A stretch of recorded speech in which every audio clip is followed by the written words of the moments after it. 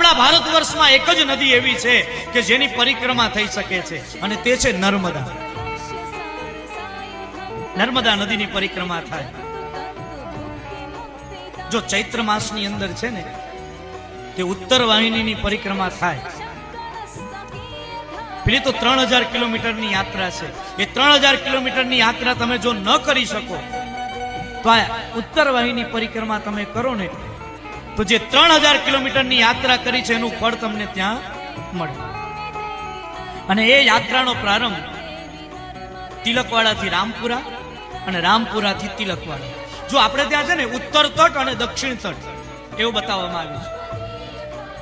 એમાં ઉત્તર તટ કહેવાય તિલકવાડા અને દક્ષિણ તટ કહેવાય રામપુરા.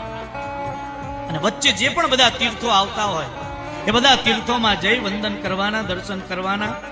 20-22 કિલોમીટરની કદાચ યાત્રા છે અને રસ્તામાં ઘણા બધા લોકો સેવા કરે છે. નાના નાના આશ્રમો એમનાથી જે બનતી સેવા હોય એ સેવા કરે. મેં તમને શરૂઆતમાં કહ્યું ને કે અમારા તિલકવાડાની અંદર મારુતિ ધામ છે, વાસુદેવ કુટીર. ત્યાં યુવાનો સરસ મજાનું, તમે ગમે તે સમયે જાઓ તમને ચા પાણી નાસ્તો જમવાનું બધું જ મળે.